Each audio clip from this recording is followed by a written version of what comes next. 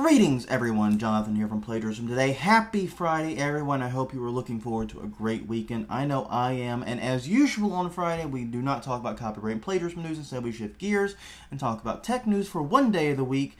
And today, I want to give a little PSA on something I know you WordPress users have had beaten into your heads, but it bears repeating. And so I'm going to do it again, and that's the topic of caching in WordPress. Then today I want to tell what happened yesterday, and specifically I want to go through the full story. On Reddit, basically there was a big hoop-de-doo on Reddit.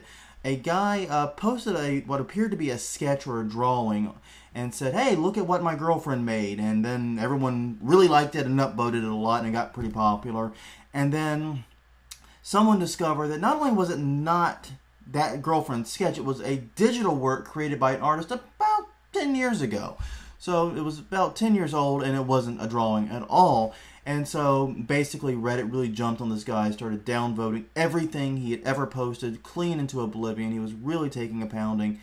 And I thought it was an interesting case study on how communities can enforce rules of plagiarism without necessarily needing to use copyright law. So I wrote a little bit about it. And the article, I think, was okay. I don't think it was great. It didn't say all I wanted. It had some great quotes from my friend Patrick O'Keefe, so that was awesome.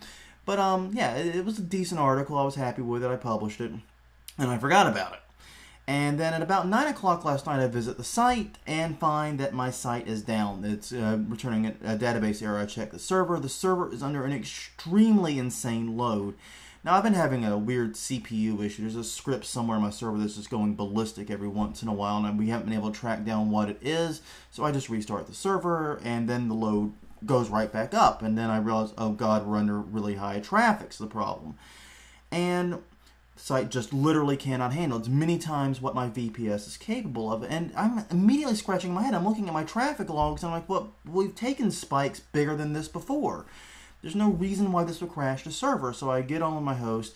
They enable me access but block out the rest of the world. I get in there, and I learned what happened. About a week ago, a week and a half ago or so. Oh, actually, it was a week ago, almost a day.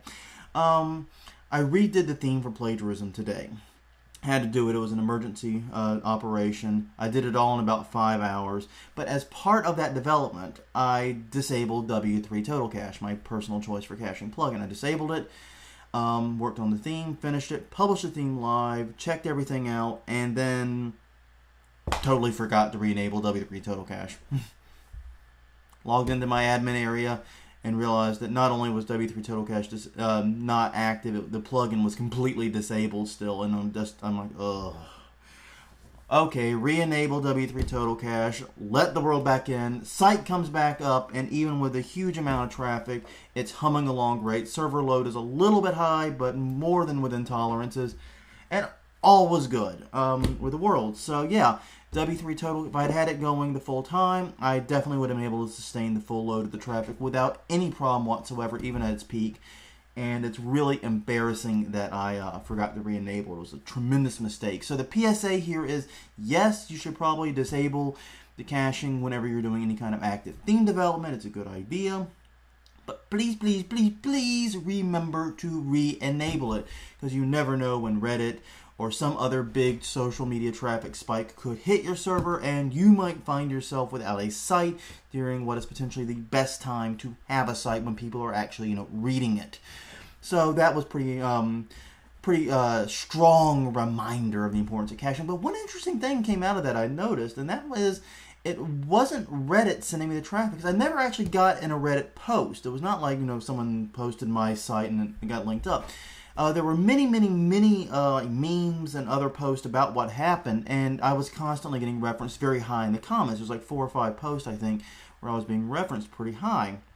And that's great. I'm happy to be a reference, and people seem to like my article. They were upvoting it, even though the site wasn't working for a lot of it. Thank you for upvoting a site that didn't exist at the time. I appreciate it, Reddit.